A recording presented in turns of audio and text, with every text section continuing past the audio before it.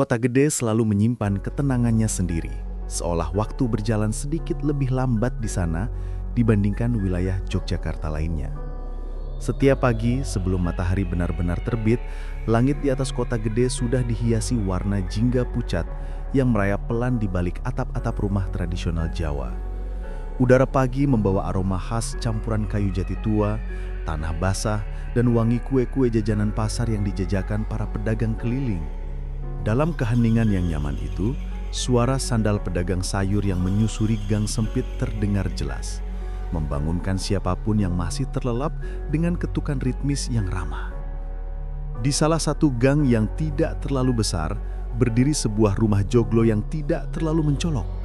Rumah itu milik pasangan Arman dan Sari, pasangan yang sering dipandang warga sebagai contoh hubungan harmonis. Dindingnya terdiri dari papan kayu jati berwarna kecoklatan, sementara halaman kecilnya dipenuhi tanaman-tanaman hias yang ditata rapi oleh Sari. Rumah itu tidak besar, namun suasananya hangat dan selalu tampak terawat dengan baik. Warga kerap mengatakan bahwa rumah tersebut mengeluarkan aura damai, meski tak seorang pun benar-benar tahu apa yang terjadi di dalamnya. Arman adalah seorang pengrajin perak yang bekerja di salah satu bengkel kerajinan turun-temurun. Setiap hari ia berangkat pagi-pagi sekali, melewati gang kecil sambil menyapa tetangga yang sudah mengenalnya sejak kecil. Tubuhnya agak kurus namun berotot karena kebiasaannya menekuni pekerjaan yang membutuhkan ketelitian dan kesabaran. Tangannya selalu menunjukkan bekas goresan halus akibat mengolah logam, namun ia tak pernah mengeluh. Arman dikenal sebagai pribadi yang ramah dan sangat menghargai pekerjaannya. Ia merasa bangga bisa melanjutkan tradisi pengrajin perak yang menjadi identitas kota gede. Sementara itu, Sari menghabiskan sebagian besar waktunya di rumah. Rutinitasnya selalu dimulai dengan menyiram tanaman di kebun lantai 2, sebuah ruang kecil yang diubahnya menjadi kebun sayur mini. Kebun itu menjadi kebanggaannya. Ada kangkung yang tumbuh subur, cabai merah besar yang mulai berbuah, daun bawang yang tersusun rapi, serta beberapa pot berisi tomat yang menggantung di bagian pinggir. Setiap tanaman dirawat dengan telaten, seolah Sari menaruh sebagian dari jiwanya ke dalam tanah yang menghidupi mereka. Kebun itu tidak hanya menjadi sumber bahan makanan, tetapi juga tempat baginya untuk melarikan diri dari pikiran yang tidak ingin ia bagi kepada siapapun. Bagi warga, pemandangan Sari sedang merawat kebunnya bukanlah hal yang aneh. Hampir setiap pagi mereka bisa melihat sosok perempuan berkerudung sederhana, berdiri di pinggir pagar bambu lantai 2 sambil menaburkan tanah kompos. Sesekali ia turun ke halaman membawa keranjang kecil berisi sayuran segar yang akan dimasaknya untuk makan siang. Wajahnya sering tampak tenang dan senyum kecilnya selalu disambut ramah oleh tetangga yang lewat. Akan tetapi, jika diperhatikan lebih teliti, ada sesuatu dalam tatapan mata Sari yang sulit ditebak. Tatapan itu seperti menyimpan sesuatu, entah itu rahasia, kekhawatiran, atau kenangan yang tidak ingin diungkap. Namun karena ia bukan orang yang banyak bercerita, warga hanya menganggap itu sebagai sifat pendiamnya. Pada suatu pagi, Arman pulang sebentar sebelum menuju bengkel. Ia menyapa istrinya di dapur, mengambil segelas air, lalu menatap kebun sayur yang tampak segar di lantai 2. "Sayur-sayurnya makin banyak ya, Ri," katanya dengan nada kagum. Sari menoleh sambil tersenyum sekilas. "Iya, aku menambah beberapa pot minggu ini. Rasanya lega kalau lihat mereka tumbuh." Arman mengangguk, meski ia agak heran karena rasa-rasanya kebun itu sudah penuh. Namun ia tidak ingin mengomentari lebih jauh. Sari memang sangat suka berkebun, dan Arman tahu bahwa itu adalah salah satu hal yang membuat istrinya merasa bahagia. Ia menepuk bahunya perlahan, lalu bergegas pergi, meninggalkan rumah dengan langkah ringan. Hari-hari berlalu seperti biasa bagi pasangan itu. Ketika Arman bekerja, Sari memasak, membersihkan rumah, atau duduk di lantai 2 sambil menulis sesuatu di buku catatan kecilnya. Ia sering terlihat termenung sambil memperhatikan tanah kebunnya, seolah menimbang sesuatu. Tetapi ketika tetangga datang membeli sayuran atau sekedar berngobrol, ia kembali menjadi Sari yang ramah. Warga kota gede melihat mereka sebagai pasangan yang ideal. Kadang Arman membawakan Sari bunga kecil yang ia beli dari pasar, dan Sari membalasnya dengan membuatkan lauk kesukaan suaminya. Mereka tampak seperti pasangan yang dibangun di atas rasa saling mengerti. Tidak ada teriakan, tidak ada pintu yang dibanting, dan tidak ada rumor aneh tentang hubungan mereka. Namun ketenangan itu sesungguhnya bagaikan permukaan air yang tenang di atas dasar sungai yang gelap. Ada saat-saat tertentu ketika Sari terlihat terlalu diam, terlalu lama menatap sesuatu, atau terlalu cepat mengalihkan topik pembicaraan. Beberapa warga pernah melihat Sari berdiri sendirian di teras lantai 2, memandangi kebunnya larut malam hanya diterangi cahaya rembulan. Ada yang pernah melihatnya menangis pelan sambil memegang tanah yang baru ia gemburkan. Namun karena ia selalu bisa menyembunyikan perasaan dengan senyum lembutnya, tidak ada yang benar-benar mempertanyakan sikapnya. Suatu sore, ketika Arman pulang lebih awal, ia menemukan Sari sedang mengumpulkan tanah dari karung besar. "Banyak sekali tanahnya. Mau bikin kebun lebih luas lagi?" tanya Arman sambil memasuki ruang lantai 2. Sari sempat terdiam saat, lalu menjawab, "Iya, aku mau coba tanam beberapa jenis sayuran baru, biar rumah kita lebih hijau." Jawaban itu terdengar wajar, tetapi bagi Arman ada sesuatu yang tidak biasa dalam cara Sari mengatakannya, seperti seseorang yang terburu-buru menutup pintu sebelum rahasia kecilnya terlihat. Meski begitu, Arman memilih diam. Ia tidak ingin membebani pikiran istrinya. Baginya, selama Sari merasa senang dan rumah tetap berjalan seperti biasa, tidak ada alasan untuk mencurigai apapun. Malam itu mereka makan bersama seperti biasa. Obrolan ringan, tawa kecil dan suasana hangat membuat rumah tampak tenang seperti yang dipikirkan semua orang. Tidak ada kilasan konflik, tidak ada pertanda bencana. Hanya dua manusia yang terlihat menjalani hidup dengan ritme sederhana. Tetapi, jika seseorang berdiri cukup lama di lantai 2 setelah mereka pergi tidur, ia mungkin akan menyadari sesuatu. Tanah di salah satu sudut kebun tampak sedikit lebih gembur dibandingkan bagian lain, seolah baru ditimbun. Tidak terlalu mencolok, namun cukup untuk menimbulkan pertanyaan dalam benak seseorang yang jeli. Sari selalu merawat kebun itu dengan penuh cinta. Tetapi terkadang cinta dapat berubah menjadi penutup bagi sesuatu yang lebih gelap. Dan malam itu, ketika seluruh kota gede terlelap dalam damai, Sari duduk sendirian di samping kebun lantai 2, menatap tanah itu cukup lama untuk membuat siapapun bertanya-tanya apa yang sedang ia pikirkan. Tidak ada yang tahu apa yang tersimpan di balik senyumnya atau apa yang ia sembunyikan dari dunia. Bagi warga, ia adalah istri yang baik. Bagi Arman, ia adalah pendamping hidup yang penuh perhatian. Namun bagi dirinya sendiri, Sari menyimpan sesuatu yang belum siap ia bagikan kepada apapun, bahkan kepada bintang yang bersinar tenang di langit kota gede malam itu. Dan malam itu, ketika seluruh kota gede terlelap dalam damai, Sari duduk sendirian di samping kebun lantai 2, menatap tanah itu cukup lama untuk membuat siapapun bertanya-tanya apa yang sedang ia pikirkan.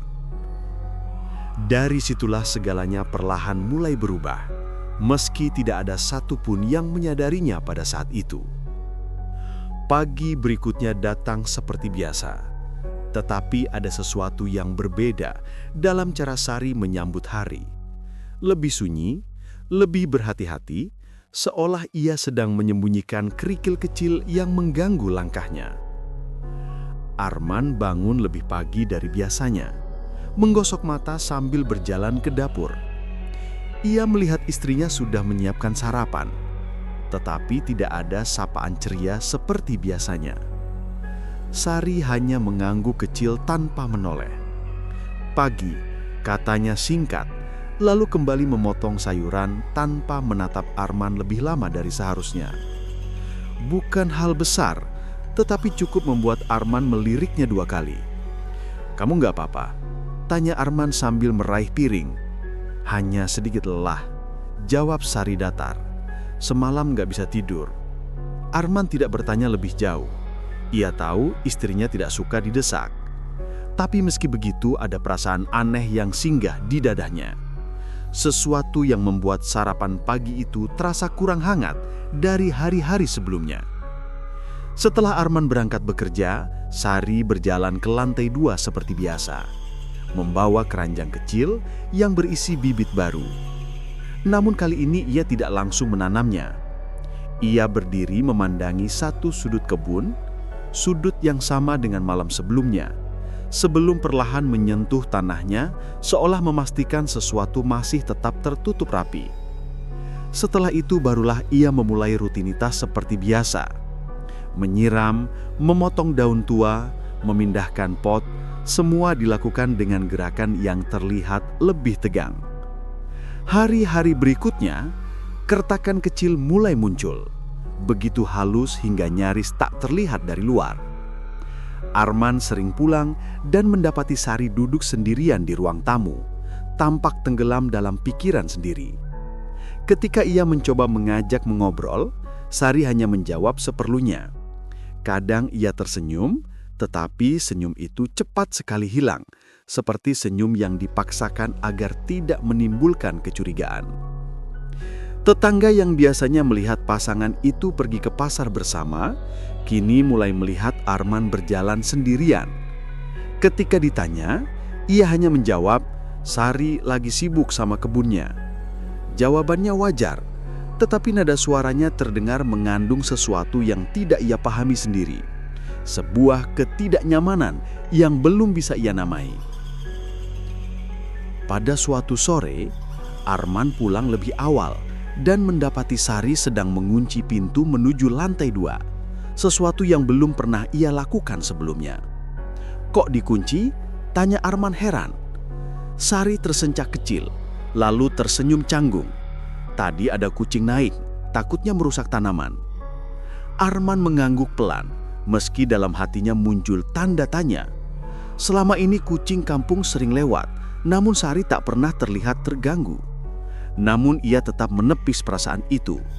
Baginya, Sari mungkin hanya sedang lelah atau jenuh. Dan benar saja, beberapa hari kemudian Sari mulai menunjukkan perubahan lain. Ia lebih sering menyendiri, dan ketika Arman bertanya apakah ia ingin pergi jalan-jalan ke pasar malam dekat alun-alun, Sari menolak dengan alasan tidak enak badan. Namun Arman melihat tidak ada tanda-tanda ia benar-benar sakit. Yang ada justru ekspresi bingung, gelisah, atau seperti seseorang yang sedang memikirkan sesuatu yang tidak ia ingin bagi kepada siapapun. Di saat Arman semakin merasa ada jarak yang tumbuh di antara mereka, warga sekitar mulai memperhatikan perubahan pada Sari juga. Pak Dewarto, tetangga yang rumahnya berhadapan langsung dengan rumah mereka, pernah melihat Sari keluar rumah dengan wajah pucat dan mata yang sembab. Ketika ia menyapa, Sari hanya mengangguk dan cepat-cepat masuk lagi. "Itu Sari kenapa ya? Biasanya ramah sekali," gumam Pak Dewarto kepada istrinya malam itu. Namun mereka tidak ingin mengikut campur. Karena bagi warga kota gede, urusan rumah tangga orang lain adalah sesuatu yang harus dihormati. Meskipun begitu, Arman tidak bisa lagi mengabaikan perubahan istrinya. Ia mencoba bicara suatu malam ketika mereka makan bersama. "Kamu akhir-akhir ini kelihatan capek, Ri. Kalau ada yang bisa kubantu, bilang saja." Sari berhenti menyendok nasi. Tangannya gemetar sedikit, meski ia coba menyembunyikannya dengan baik. "Aku nggak apa-apa, Mas," katanya pelan. "Cuma pikiran saja." "Pikiran apa?" Sari menunduk. "Nggak penting." Arman ingin menekan lebih jauh, tetapi tatapan Sari tampak begitu rapuh hingga ia memilih diam. Namun diamnya Arman justru membuat jarak itu tumbuh semakin lebar, seperti retakan kecil yang perlahan merayap tanpa mengeluarkan suara. Sari mulai sering terbangun tengah malam. Arman menyadari karena ia beberapa kali melihat istrinya berdiri di jendela lantai 2, memandangi kebunnya yang redup diterangi lampu jalan. Pada awalnya, Arman mengira Sari hanya sedang sulit tidur. Tetapi semakin sering ia melihat pemandangan itu, semakin jelas bahwa ada yang tidak beres. Sari tampak seperti seseorang yang sedang menunggu sesuatu, atau mungkin memastikan sesuatu tidak berubah. Dan kebun lantai 2 itu, yang dulu menjadi tempat kebahagiaan Sari, kini menjadi tempat yang semakin sering ia jaga, seolah ada harta penting di sana yang tidak boleh disentuh siapapun. Anehnya, meski ia tampak gelisah, Sari justru semakin protektif terhadap kebunnya. Ia tidak lagi mengizinkan Arman membantu. Takutnya salah naruh pot. Alasannya, tanaman lagi sensitif. Arman hanya bisa mengangguk, meski ia merasa alasan itu terlalu dibuat-buat. Puncak keganjilan itu terjadi pada suatu pagi ketika Arman memutuskan untuk naik ke lantai 2 sebelum berangkat kerja. Ia ingin mengecek antena televisi yang sering bermasalah. Namun ketika ia membuka pintu menuju lantai 2, Sari tiba-tiba muncul dari arah dapur dan menutup pintu itu cepat-cepat. "Mas mau kemana?" tanya Sari dengan nada yang lebih keras dari biasanya. Arman terkejut. "Ke atas, mau lihat antena." "Jangan sekarang, aku lagi beresin pot, berantakan. Nanti kalau Mas masuk malah menginjak tanaman." Nada bicara Sari terdengar tidak stabil. Napasnya sedikit memburu dan matanya memancarkan semacam ketakutan yang tidak dimengerti Arman. Pada pertama kalinya ia merasakan sesuatu yang mirip dengan kecemasan, seolah ada sesuatu di rumah itu yang tidak ia ketahui. Sari menyadari ekspresi suaminya dan cepat-cepat menurunkan nada suaranya. "Maaf Mas, aku cuma sayang sama tanamanku. Nanti aja ya kalau aku sudah selesai." Arman mengangguk pelan meski perasaan ganjil itu semakin kuat. Saat ia meninggalkan rumah, ia sempat menoleh, memperhatikan lantai 2 yang pagi itu terlihat tenang. Namun ketenangan itu terasa palsu, seperti selimut tipis yang menutupi sesuatu yang jauh lebih gelap. Hari terus berlalu dan retakan-retakan kecil itu semakin jelas. Arman semakin diam sementara Sari semakin termenung. Rumah yang dulu terasa hangat kini seperti dipenuhi udara berat yang tidak bisa dijelaskan. Tetapi tidak ada yang benar-benar tahu apa yang sedang bergerak perlahan di bawah permukaan hubungan mereka. Tidak Arman, tidak tetangga, dan tidak Sari sendiri yang sebenarnya sedang berjuang menjaga sesuatu tetap terkumpul rapat dalam kebun sayur yang tampak subur itu. Dan perlahan, kehidupan tenang di kota gede itu mulai berubah, walau belum ada yang menyadarinya. Perubahan itu semakin kentara ketika Arman, yang biasanya selalu pulang tepat waktu, mulai sering terlihat letih dan diam dalam beberapa minggu terakhir. Namun suatu hari, perubahan itu mengambil bentuk yang jauh lebih serius. Arman tidak pulang sama sekali. Pagi itu dimulai seperti biasa. Arman berangkat lebih pagi karena ada pesanan khusus dari pelanggan luar kota. Ia sempat pamit pada Sari dengan senyum tipis yang sudah jarang muncul beberapa waktu terakhir. "Aku pulang sore ini. Kalau hujan mungkin sedikit terlambat," katanya sambil merapikan sepatu. Sari hanya mengangguk pelan dan mengingatkan suaminya untuk membawa jas hujan. Tidak ada pertengkaran, tidak ada nada tinggi, tidak ada tanda apapun bahwa itu akan menjadi hari terakhir warga melihat Arman berjalan menuju bengkel peraknya. Menjelang sore, hujan deras mengguyur kota gede. Hujan seperti itu biasa terjadi, dan Arman memang pernah terlambat beberapa kali karena cuaca. Namun malam tiba tanpa ada kabar, dan bagi seseorang seperti Arman, itu sangat tidak biasa. Sari duduk sendirian di ruang tamu, memandangi jam dinding selama berjam-jam tanpa benar-benar bergerak. Kadang ia berdiri, berjalan ke dapur, lalu kembali duduk, seolah sedang menunggu sesuatu atau mungkin memastikan sesuatu. Ketika jam menunjukkan pukul 10 malam dan Arman belum juga pulang, tetangga mulai memperhatikan. Lampu rumah Arman dan Sari masih menyala dan pintu depan terbuka sedikit seperti menunggu seseorang.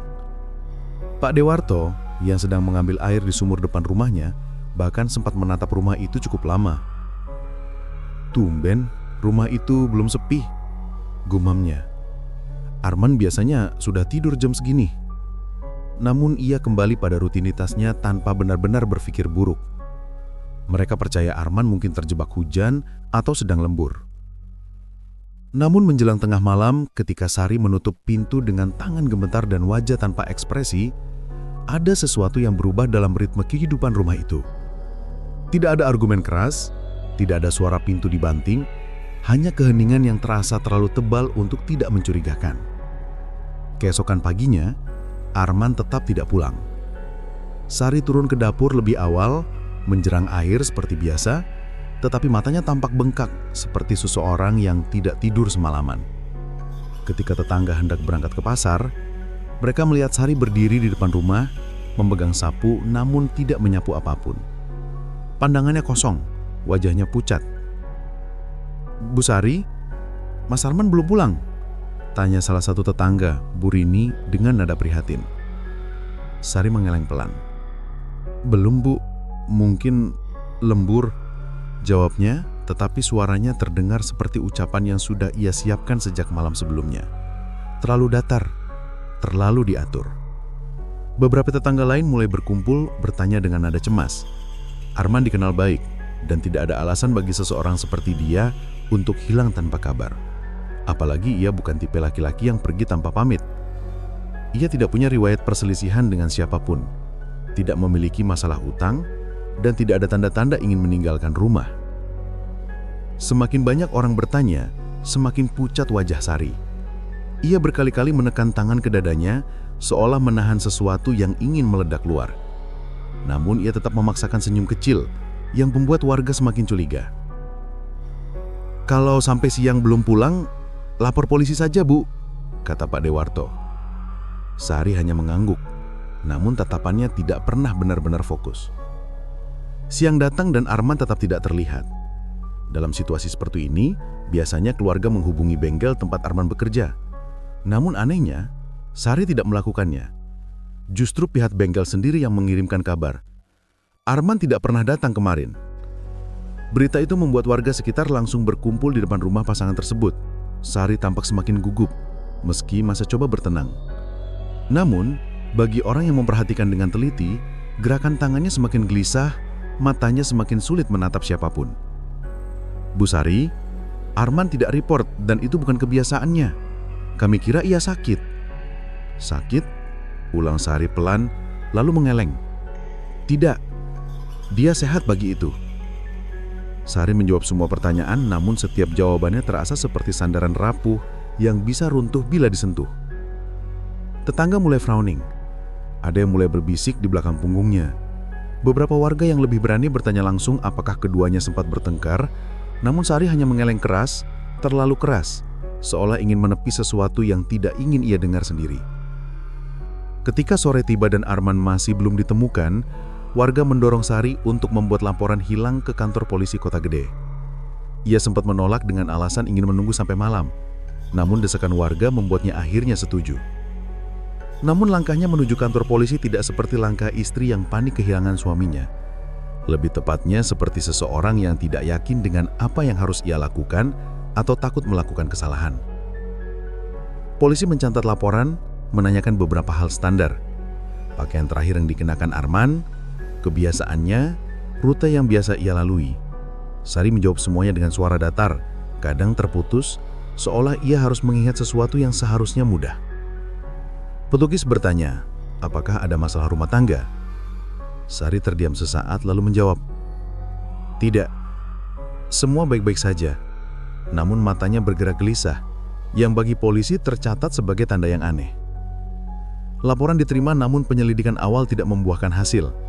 Tidak ada saksi yang melihat Arman setelah ia pergi dari rumah. Tidak ada kendaraan yang ia gunakan, tidak ada tanda-tanda bahwa ia mendapat ancaman sebelum menghilang. Dan di antara semua itu, ada satu hal yang membuat penyelidikan semakin ganjil. Sari tidak pernah mengajak polisi naik ke lantai 2 ketika petugas memeriksa rumah. Setiap kali polisi bergerak ke arah tangga, Sari cepat-cepat berdiri di depan mereka. Lantai 2 hanya kebun kecil, katanya berulang-ulang. Tidak ada apa-apa. Bagi polisi, alasan itu masih masuk akal. Bagi warga, itu hanya membuat kebun itu semakin misterius. Malam itu rumah Sari menjadi rumah paling gelap di Kota Gede. Lampu-lampu mati lebih awal, tidak ada suara aktivitas di dalamnya. Namun Pak Dewarto, yang rumahnya berhadapan langsung melihat sesuatu yang membuat bulu kuduknya meremang. Sari kembali berdiri di lantai 2, memandangi kebunnya dalam diam. Tetapi kali ini, Sari tidak hanya diam. Ia berjongkok, menyentuh tanah di salah satu sudut, lalu mengelusnya dengan gerakan lambat, nyaris seperti belayan. Gerakan itu terlalu lembut untuk sekedar merapikan tanah, terlalu penuh perasaan. Pak Dewarto memalingkan wajah, entah karena takut atau karena ia merasa ia telah melihat sesuatu yang tidak pantas dilihat. Dan ketika malam semakin larut, suara isak tertahan terdengar samar dari lantai 2 itu. Suara yang hanya terdengar jika seseorang berdiri di halaman cukup lama. Namun tidak ada yang berani menanyai Sari tentang suara itu. Tidak ada yang berani mengganggu. Dan tidak ada yang menyangka bahwa malam itu adalah awal dari sebuah misteri yang akan mengguncangkan seluruh kota gede. Suasana rumah itu masih saja terasa canggung, bahkan setelah Arman mencoba memperbaiki pembicaraan mereka malam sebelumnya. Rasa tidak nyaman yang semula hanya seperti angin kecil mulai berubah menjadi hembusan sejuk yang membuat bulu kuduk berdiri tanpa alasan.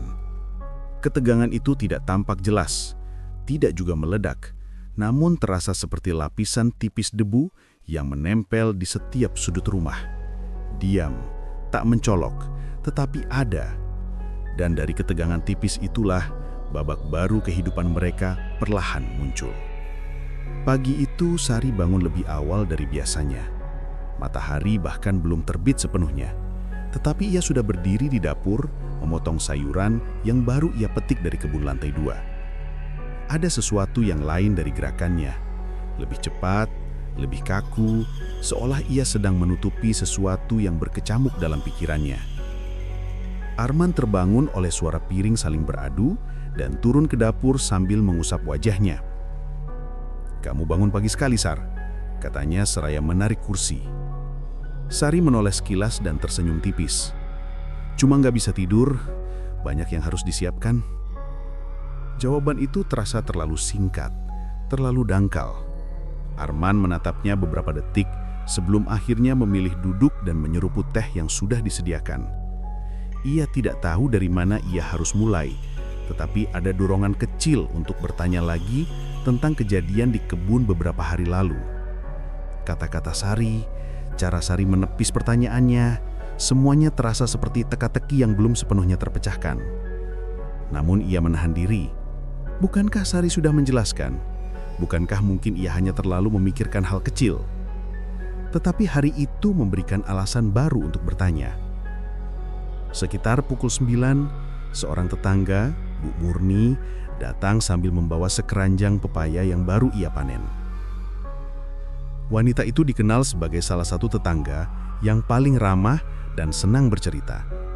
Ia masuk melalui pintu belakang yang memang selalu terbuka untuk para tetangga dekat. "Assalamualaikum, Sar, Arman, ada orang?" panggilnya. Arman menyahut dari ruang kerja kecilnya. "Waalaikumsalam, Bu, masuk aja." Sari keluar dari dapur dengan senyum terpaksa, masih menyekap tangan dengan serbet.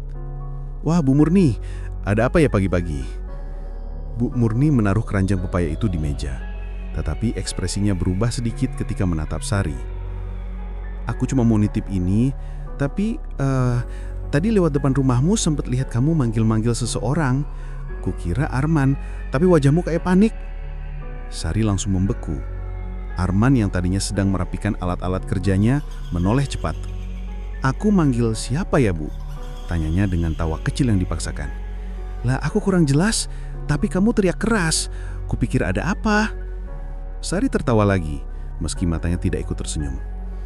"Ah, mungkin aku ngusir kucing yang masuk kebun. Banyak banget soalnya." Bu Murni mengangguk sambil mencoba percaya.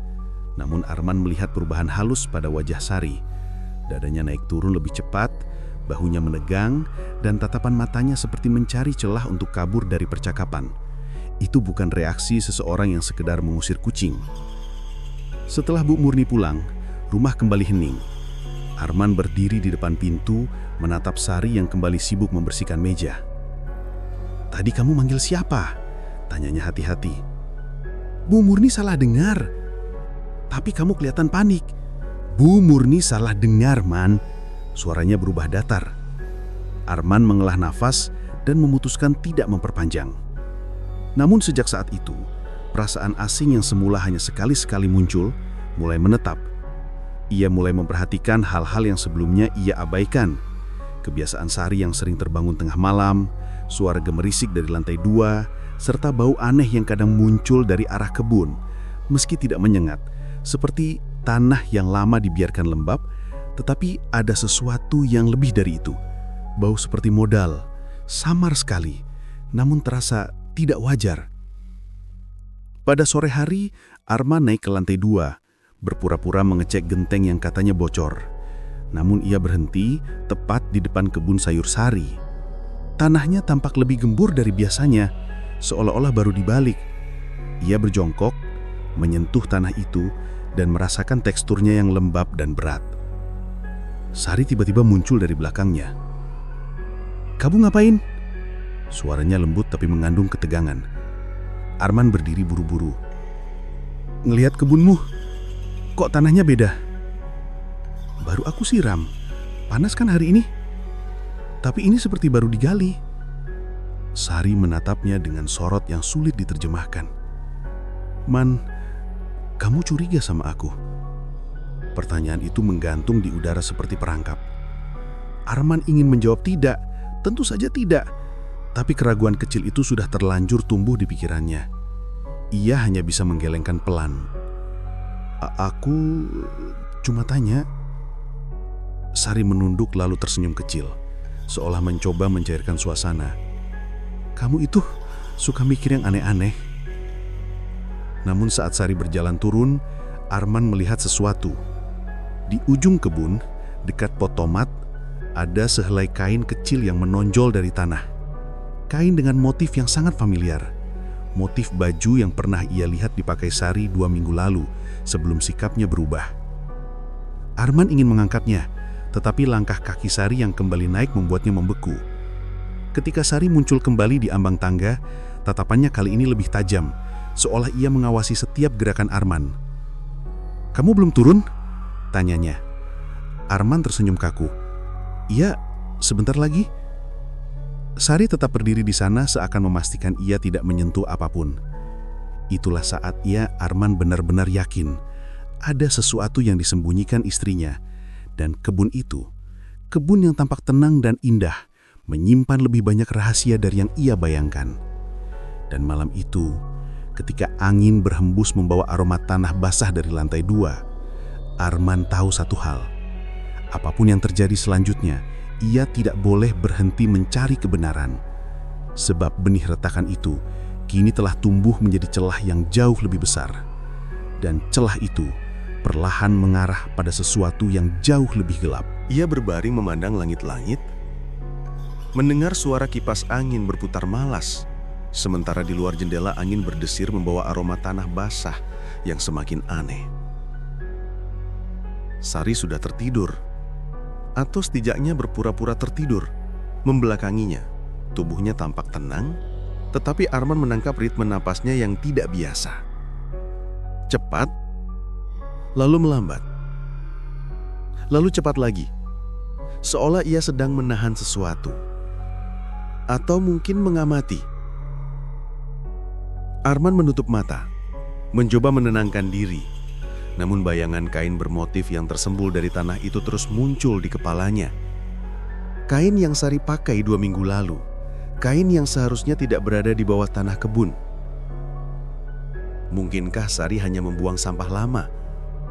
Mungkin saja, banyak orang menimbun sampah organik di kebun. Tapi kenapa ditanam begitu dalam? Dan kenapa Sari tampak begitu waspada ketika ia mendekatinya?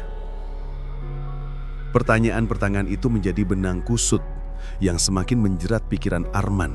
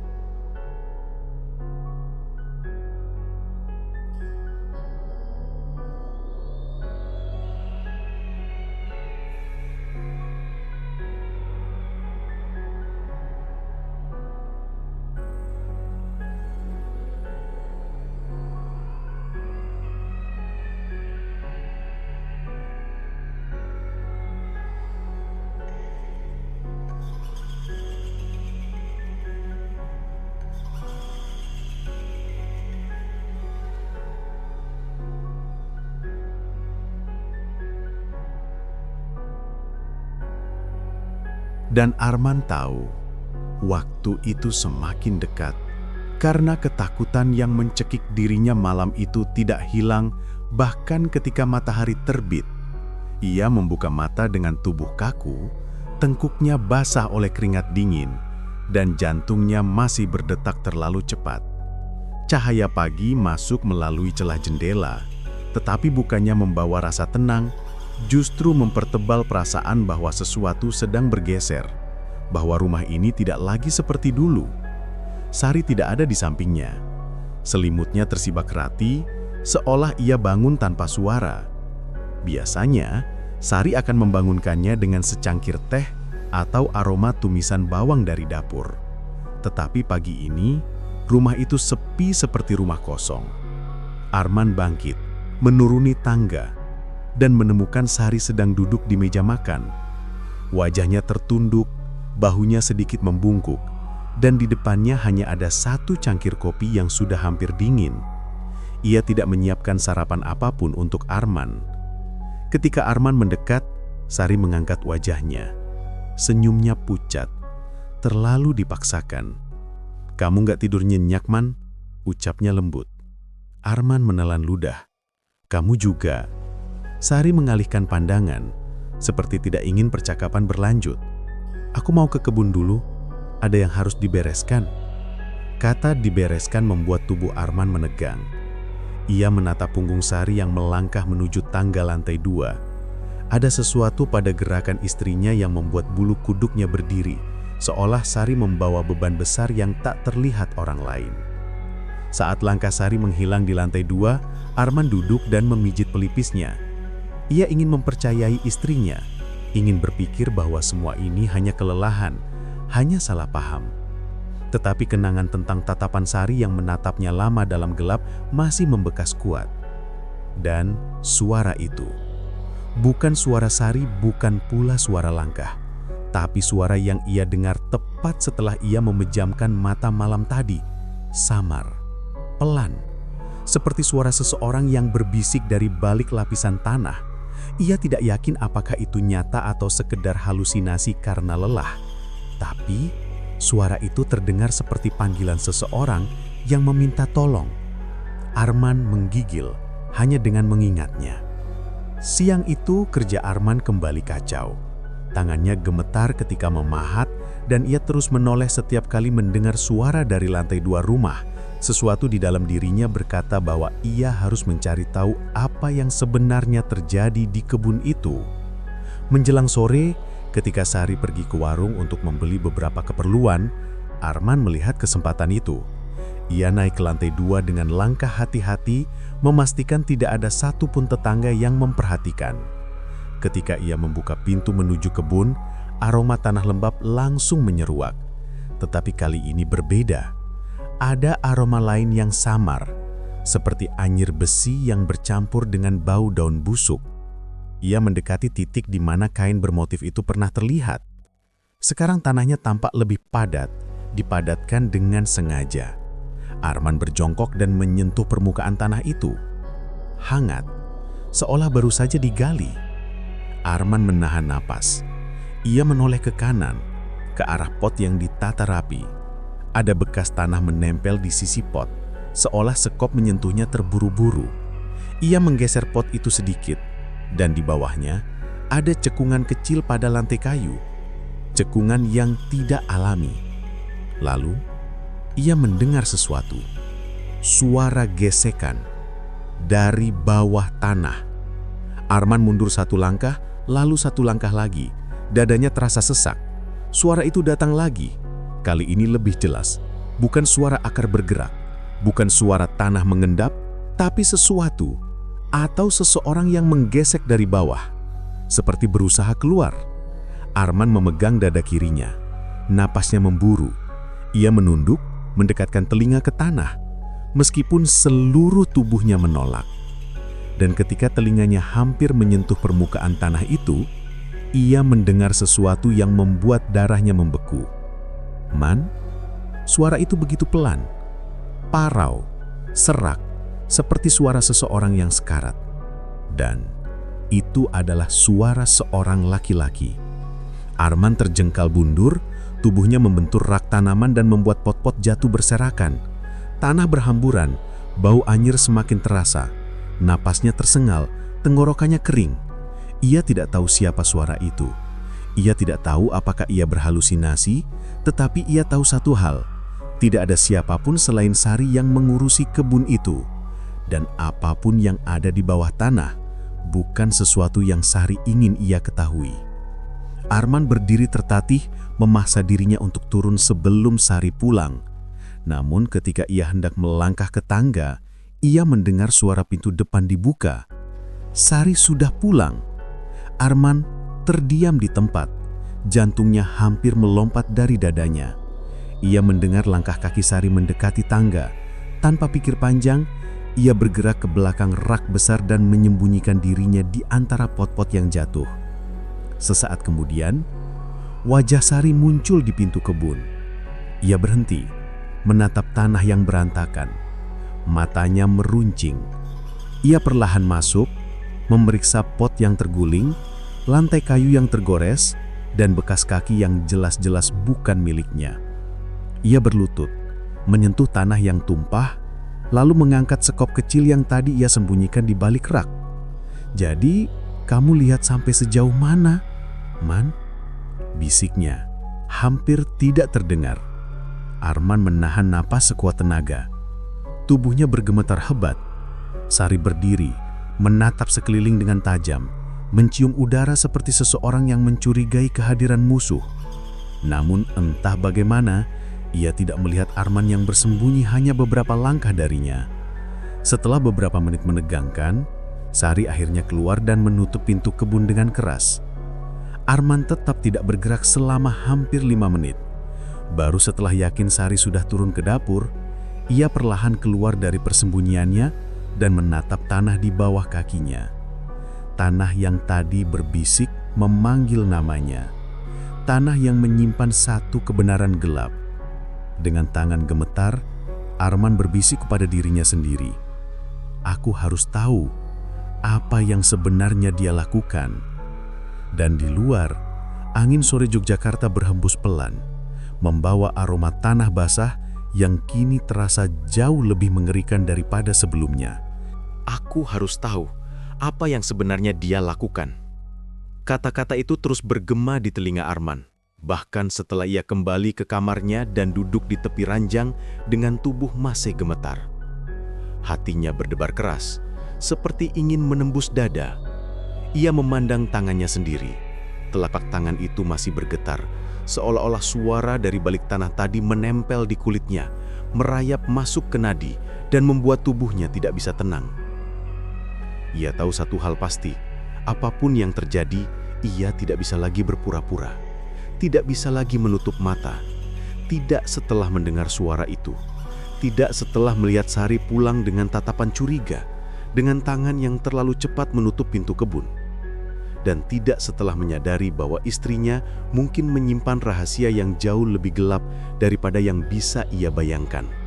Malam itu, Arman berbaring sambil memandangi langit-langit yang terlihat seperti bergerak dalam gelap. Setiap suara kecil membuatnya tersentak. Dentingan sendok, desiran angin, bahkan suara cicak yang berlari di dinding terasa seperti bahaya mengintai. Sari tidur di sampingnya. Tetapi kali ini ia benar-benar tertidur. Nafasnya teratur, wajahnya tenang. Seolah ia bukan orang yang tadi berlutut di kebun dan menggumamkan sesuatu yang terdengar seperti ancaman. Seolah ia wanita yang sama seperti dulu, yang tertawa saat mereka menyiram tanaman bersama, yang memasakkan gudeg kesukaan Arman setiap akhir pekan, yang memeluknya ketika ia kelelahan. Arman membalikkan tubuh, mengamati wajah istrinya yang tampak damai. Dan sebuah rasa bersalah kecil tiba-tiba muncul. Bagaimana jika ia salah menilai? Bagaimana jika suara itu hanyalah halusinasi? Bagaimana jika semua ini hanya karena ia terlalu lelah? Tapi pikiran itu langsung sia-sia ketika ia mengingat noda aneh di sekop, aroma anyir di kebun, dan cara Sari mengecek tanah seperti seseorang yang menutupi bukti. Tidak, ada sesuatu di sana, dan ia akan menemukannya, apapun resikonya. Keesokan harinya, Sari tampak lebih ceria. Terlalu ceria hingga Arman merasa ada yang janggal. Ia menyiapkan sarapan lengkap, nasi uduk, telur dadar, sambal kacang, bahkan memotong buah segar seperti hari-hari ketika kehidupan mereka benar-benar harmonis. Sari tersenyum berulang kali, menanyakan kesehatan Arman, pekerjaannya, bahkan menawarkan untuk memijat pundaknya yang ia bilang tampak tegang. Arman hanya mengangguk sambil mengunyah perlahan. Setiap senyum Sari terasa seperti selimut halus yang menutupi pisau tajam. Ia tidak bisa membalas dengan rasa lega. Justru ia merasa semakin yakin bahwa Sari sedang menyembunyikan sesuatu yang besar. "Kalau kamu mau kerja di bengkel lebih lama hari ini, gak apa-apa," kata Sari sambil merapikan meja. Arman menatapnya. "Kenapa?" "Cuma bilang saja.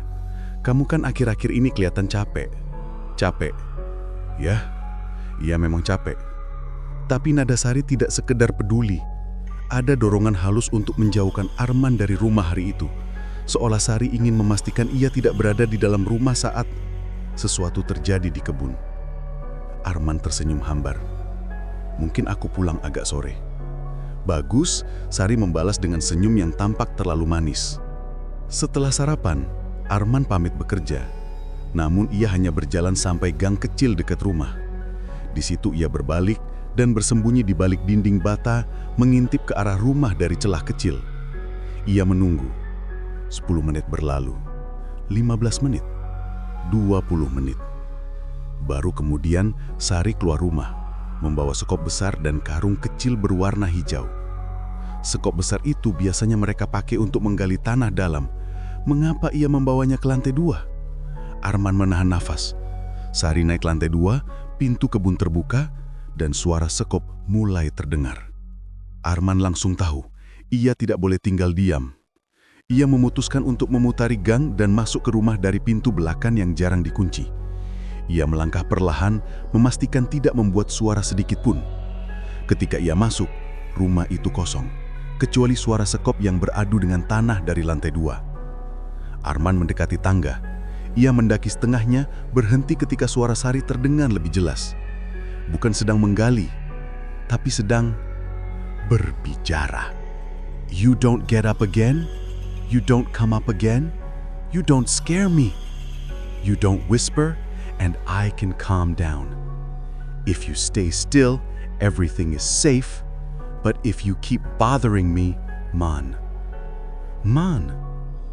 Arman merasakan seluruh darahnya surut dari wajah. Sari sedang berbicara seolah ia berbicara pada Arman. Seolah ia berbicara pada ruh Arman yang sudah mati. Seolah ia percaya bahwa suara dari bawah tanah itu adalah suara Arman. Dan itu hanya berarti satu hal. Sari tidak sadar bahwa Arman yang asli masih hidup dan berdiri di tangga. Karena ia yakin ia sudah pernah membunuhnya.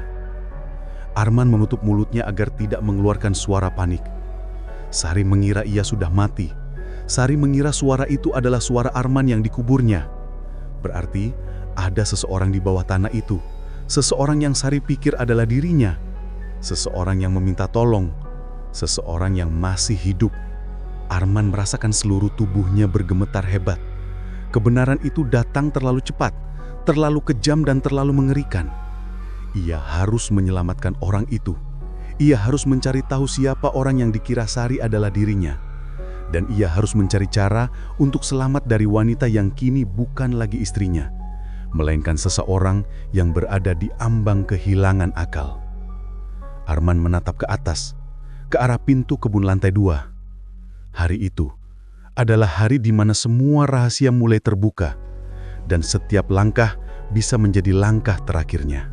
Kecurigaan yang menguat di benak Widi membuatnya tak bisa lagi menahan diri, sehingga ia kembali mendatangi rumah Sari dengan tekad yang lebih kokoh dari sebelumnya.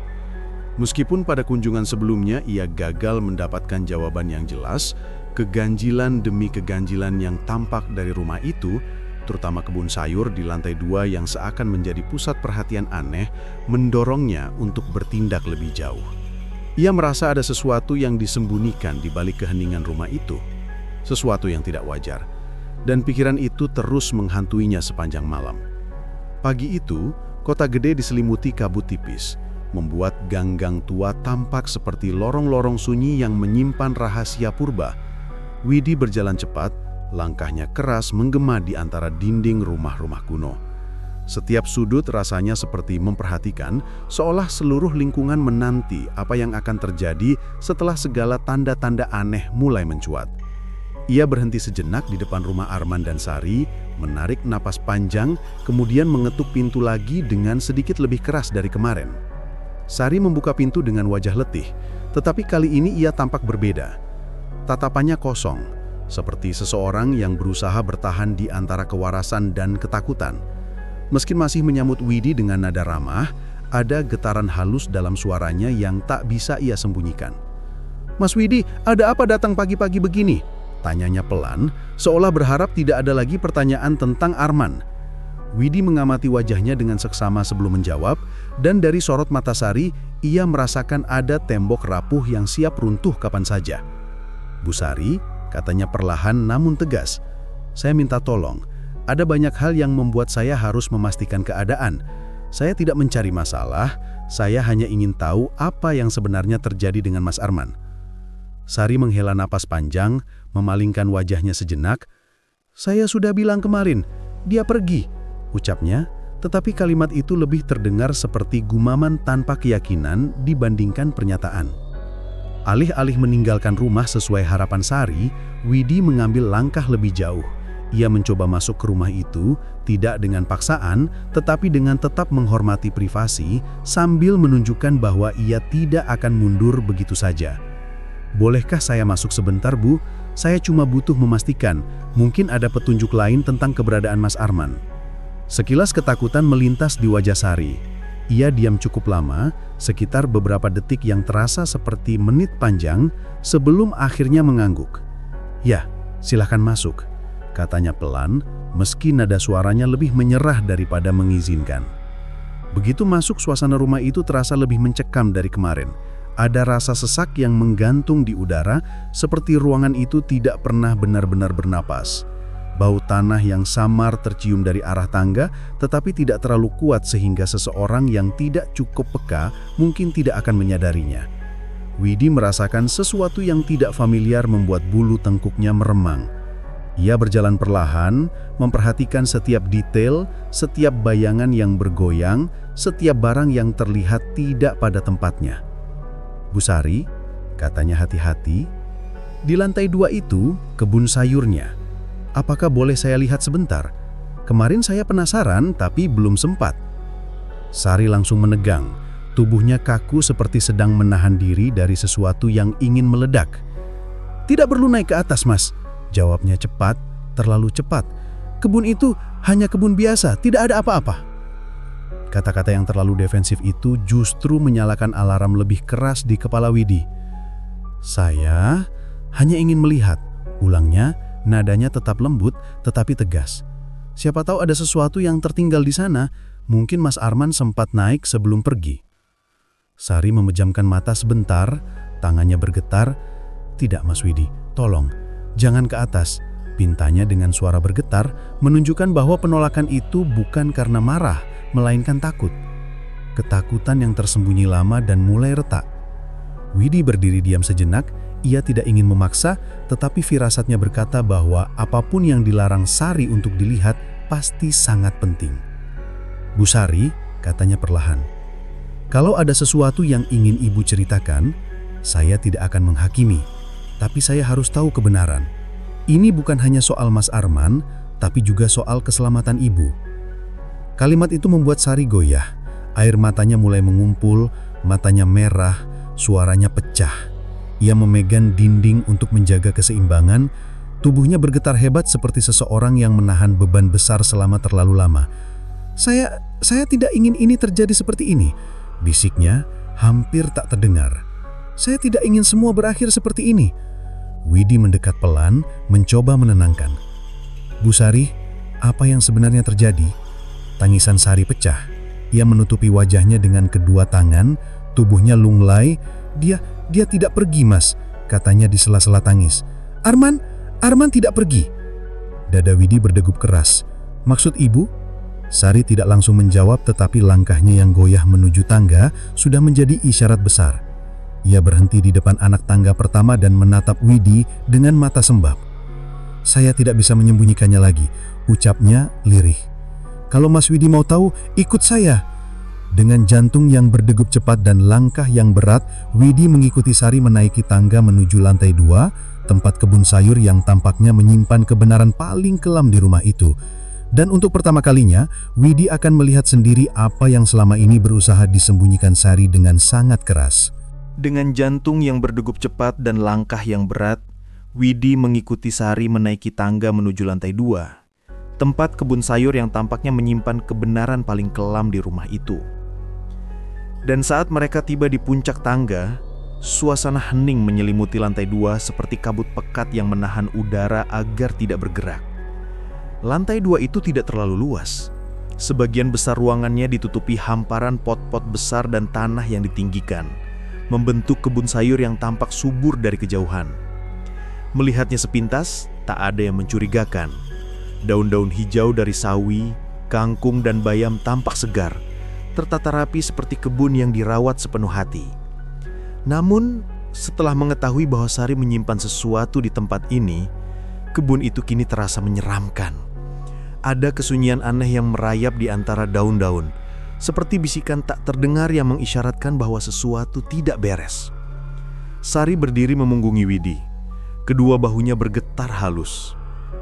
Saya tidak pernah berniat membuat ini semua terjadi," katanya dengan suara pelan, hampir tenggelam dalam desahan angin yang masuk melalui celah-celah genteng tua. "Awalnya, saya hanya ingin semuanya kembali seperti dulu.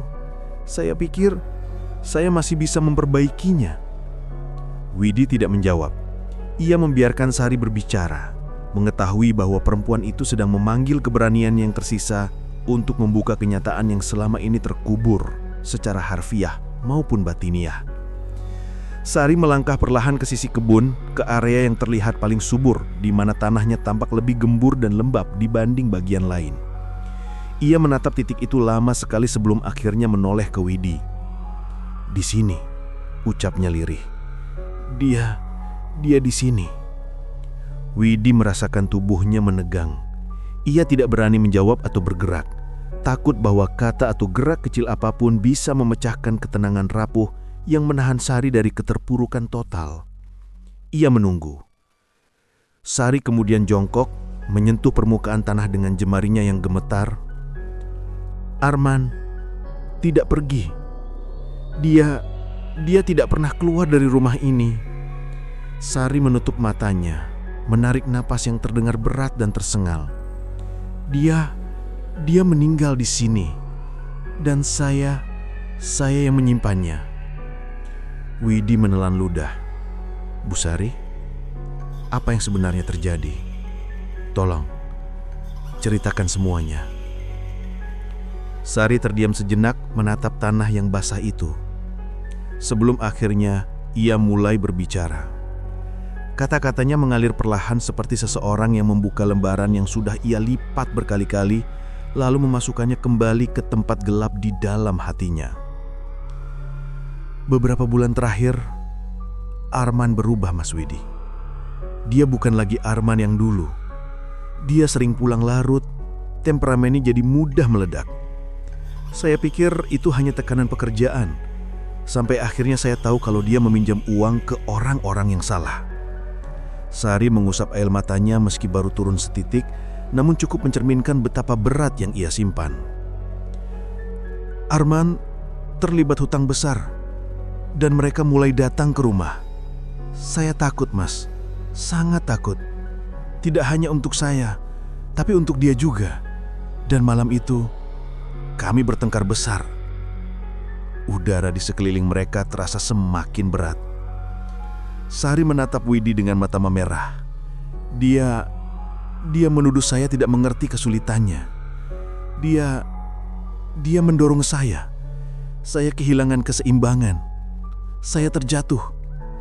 Dan saya membalas mendorongnya. Hanya itu, Mas. Saya hanya ingin dia berhenti berteriak. Saya tidak bermaksud. Suaranya pecah, tubuhnya berguncang hebat. Tapi dia jatuh. Kepalanya terbentur tepi meja kayu. Widi merasakan napasnya tercekak. Malam itu, dia berhenti bergerak. Sari menutup wajahnya. Saya panik, saya tidak tahu harus bagaimana. Saya tidak bisa menghubungi siapapun.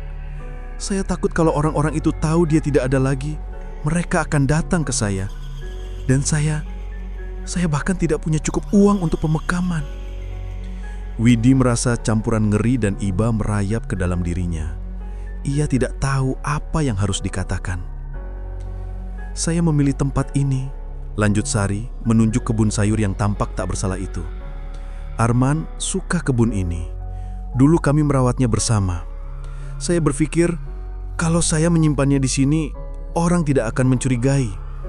Saya menabur bibit baru di atasnya. Saya merawatnya tiap hari. Widi menunduk dalam, menahan berbagai perasaan yang bercampur menjadi satu. Bu Sari, kenapa tidak bicara sejak awal? Sari tertawa kecil, tawa kosong yang menggigilkan. Bicara? Kepada siapa, Mas? Saya tidak punya siapa-siapa. Saya hanya ingin bertahan. Saya pikir kalau saya menyembunyikannya, tidak ada yang akan mencari. Saya salah. Sari memejamkan mata. Hening menyelimuti mereka untuk beberapa saat. Hanya suara dedaunan yang bergerak pelan dan gerisik tanah yang seperti memanggil-manggil kebenaran. Widi menarik napas panjang. Ia tahu apa yang harus dilakukan meski ia tidak ingin menjadi orang yang membuat Sari lebih menderita. Bu Sari, ini tidak bisa dibiarkan. Kita harus melaporkan ini. Sari mengeleng pelan, seperti seseorang yang sudah tahu jawabannya lama sebelum pertanyaan itu diucapkan.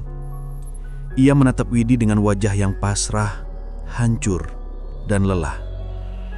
Saya tahu. Saya sudah siap. Sejak Mas Widi datang kemarin, saya tahu waktu saya sudah hampir habis. Tanpa perlawanan, tanpa protes, Sari berjalan menuruni tangga, sementara Widi mengikutinya dari belakang. Mereka melangkah dengan kesadaran bahwa apa yang terjadi hari ini akan mengubah segalanya bagi Sari, bagi keluarga Arman, dan bagi masyarakat Kota Gede yang selama ini tidak pernah menduga tragedi sedalam ini. Dan saat mereka tiba di depan pintu rumah, Sari berhenti, memegang gagang pintu sambil memejamkan mata. Mas Widi, terima kasih. Setidaknya, saya tidak sendirian saat semuanya terbuka.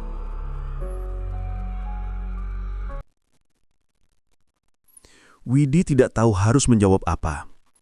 Ia hanya mengangguk pelan, lalu ia mengambil ponselnya, menekan nomor yang harus dihubungi, dan menghela napas panjang, menyadari bahwa babak akhir dari misteri kelam ini baru saja dimulai. Tak lama kemudian, suara sirene mulai terdengar dari kejauhan, menembus keheningan Kota Gede yang selama ini dianggap damai. Dan semua kebenaran yang selama ini terkubur